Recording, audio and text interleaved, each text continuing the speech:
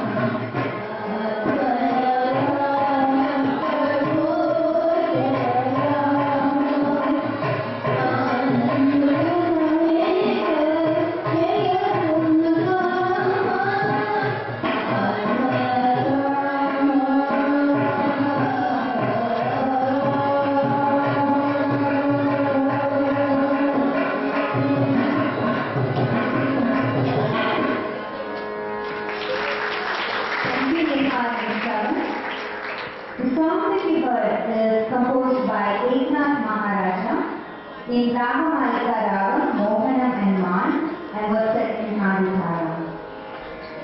Sant Eknath was a prominent Marathi scholar and religious poet. Eknath was responsible for the rediscovery of the great work of Dhyaneshwar, which was the commentary in Marathi of Srimad Bhagavad Gita known as the epic poem Dhyaneshwari.